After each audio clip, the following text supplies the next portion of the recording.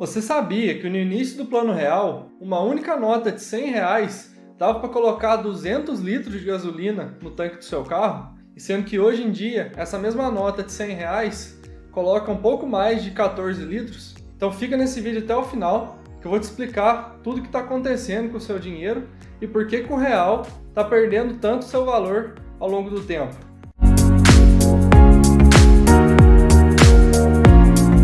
Fala pessoal, eu sou o Daniel, sejam bem-vindos aqui ao canal.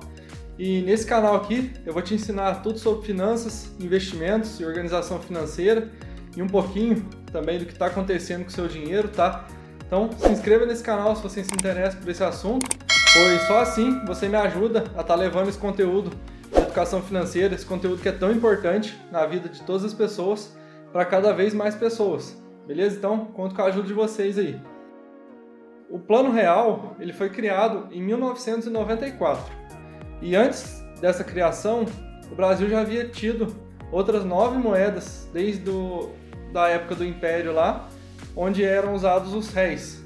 Então, com essa evolução, o Brasil já teve o Real Império, que foi de 1833 até 1888, o Real República, de 1889 a 1942, depois passou a ser o Cruzeiro, que foi de 1942 a 1967, o Cruzeiro Novo, de 1967 até 1970, depois o Cruzeiro novamente, que foi de 1970 a 1986, depois passou a ser o Cruzado, de 1986 até 1989, depois mudou para Cruzado Novo, de 1989 até 1990, depois virou Cruzeiro novamente, de 1990 até 1993, o Cruzeiro Real, que foi no ano de 1993.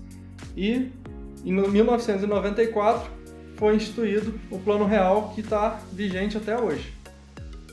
E todas essas atualizações monetárias que o Brasil foi tendo, todas essas mudanças, se deram por conta de um único fator, que é o fator da inflação, que foi corroendo o poder de compra dos brasileiros ao longo do tempo, né? E antes da criação do Plano Real, o Brasil vivia num período de hiperinflação. Então era absurdo e você não conseguia fazer nenhum tipo de plano para daqui a um mês, por exemplo, já que você poderia planejar uma viagem com um preço e se você for comprar a sua passagem no próximo mês, ele já ter dobrado ou triplicado de valor. E era isso que acontecia com os brasileiros naquela época.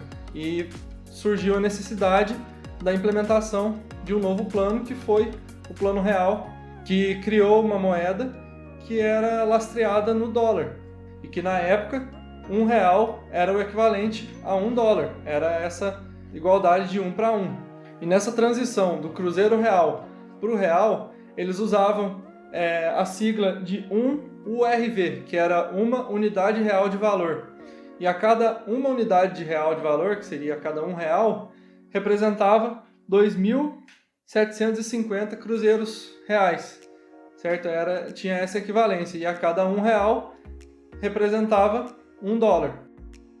Só que no começo, pessoal, para o governo tentar manter essa equivalência de 1 para 1 do real em relação ao dólar, ele tinha que fazer ali umas interferências no câmbio para conseguir manter essa regularidade, né?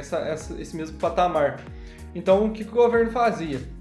Sempre que o dólar subia de valor, o governo ia lá e vendia os dólares que eles tinham em reservas, né? Para conseguir equilibrar esse câmbio e manter o câmbio no mesmo valor de 1 para 1. Porque como o dólar é controlado pela lei da oferta e da demanda, né? Quando você tinha uma oferta muito grande de dólares, o preço dele tende a baixar. E quando você tem muita procura, o preço sobe, certo? Então o governo aumentava essa oferta em dólares no mercado para fazer o preço abaixar. E o governo seguiu fazendo isso para tentar manter até os anos de 1999, que foi preciso dar um basta para não gerar problemas ainda maiores para o país, porque a gente estava entrando numa verdadeira bola de neve que, se não parasse, ia gerar problemas cada vez maiores, pois a nossa dívida externa estava aumentando muito com o Fundo Monetário Internacional, pois o Brasil tinha que estar pegando cada vez mais dívidas em dólar para conseguir estar mantendo dólares em reserva para fazer esse sistema, né?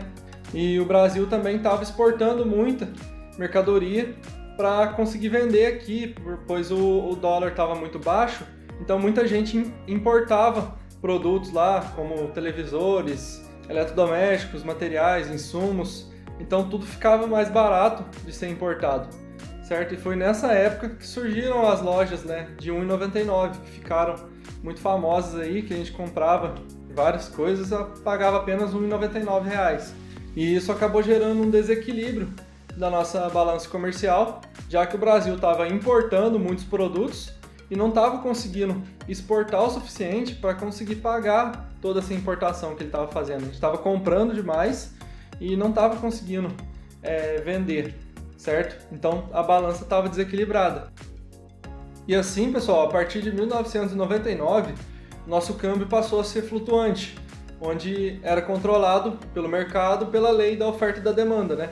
Onde se havia muita procura por dólares aqui no Brasil, o preço dele aumentava, e se tinha muita gente querendo vender dólares aqui, o preço dele abaixava. E logo que o câmbio passou a ser flutuante, o dólar já disparou em relação ao real, que antes era de 1 para 1, foi para casa ali de 1,90, batendo quase R$2. E isso, de certa forma, foi uma coisa boa para o país, já que ele conseguiu aumentar o valor das suas exportações, pois já que com o câmbio mais alto, o Brasil conseguia exportar a preços mais altos também, pois os insumos todos são comercializados em dólar, né? E eles conseguiam vender, o Brasil conseguia vender a preços mais altos. E deu também uma freada na quantidade de importação que estava vindo para o país, por conta do câmbio estar mais alto.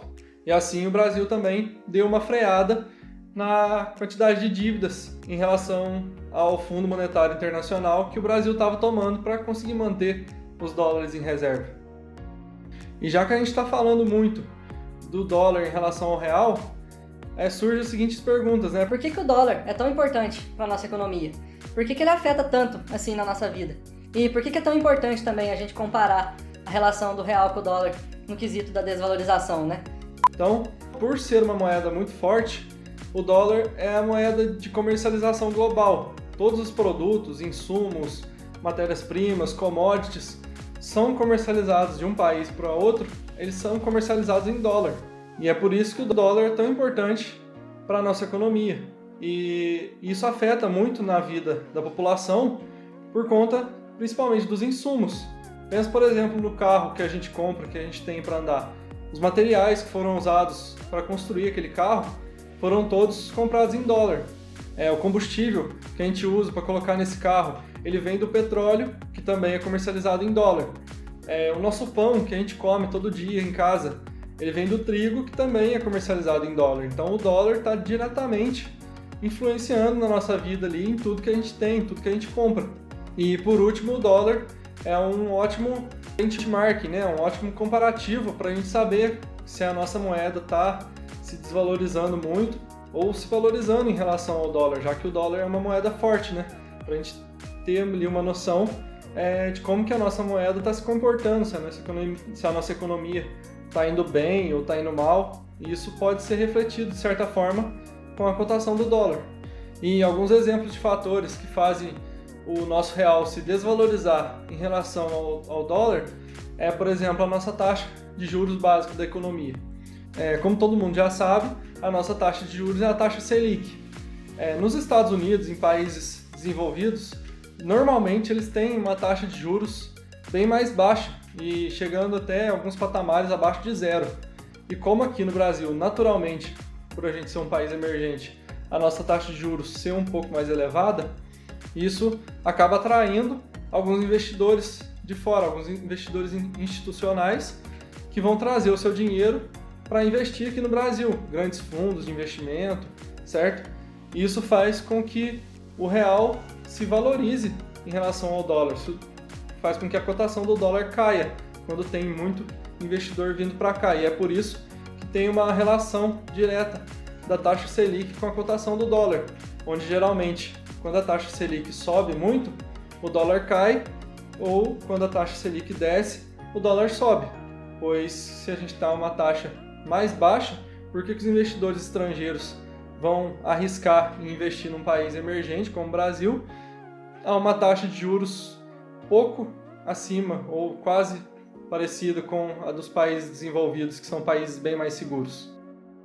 Outro fator também que a gente tem é o nosso PIB, onde se a gente tem uma perspectiva de crescimento positiva em relação a ele, a gente vai estar atraindo vários investidores também de fora a investir aqui no Brasil. E isso faz com que o dólar suba ou desça em relação às expectativas.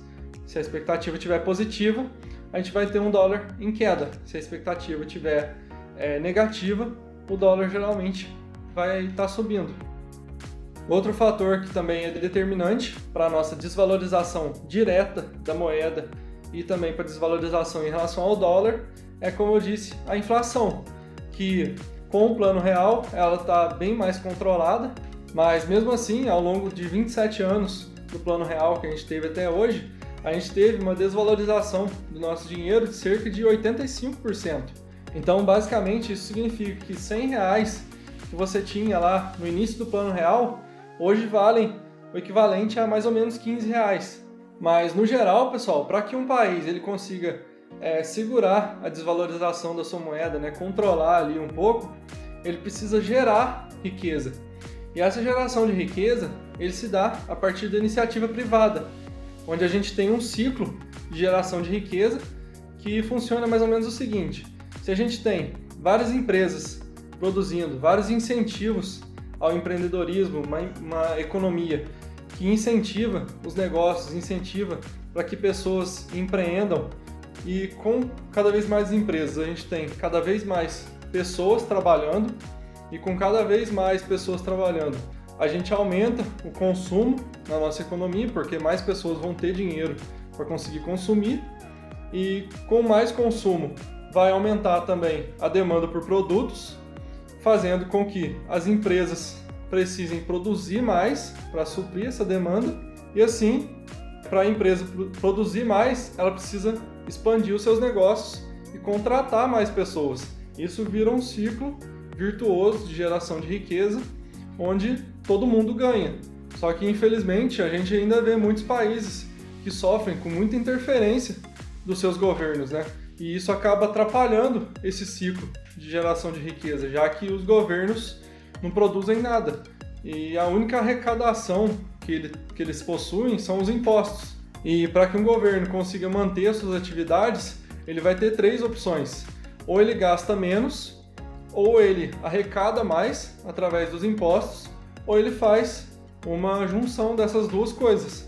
Só que, como a gente sabe, os governos gostam de ser extremamente populistas, e gerar cada vez mais gastos. E isso acaba atrapalhando esse ciclo econômico de criação de riqueza e acaba, de certa forma, interferindo no crescimento do país, É claro que a gente não pode desconsiderar a importância de um governo para um país. Só que, na minha opinião, quanto menos interferência do governo, mais incentivo à iniciativa privada, melhor vai ser para a população, para um país como um todo. Então, pessoal, comenta aqui embaixo se vocês concordam comigo, o que vocês acham, qual que é a opinião de vocês, beleza? Deixa aqui nos comentários.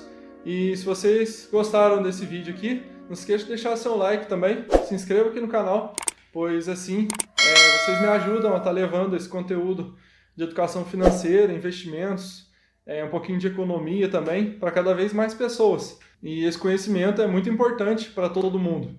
E eu conto muito com a ajuda de vocês, beleza? Valeu, falou, até a próxima!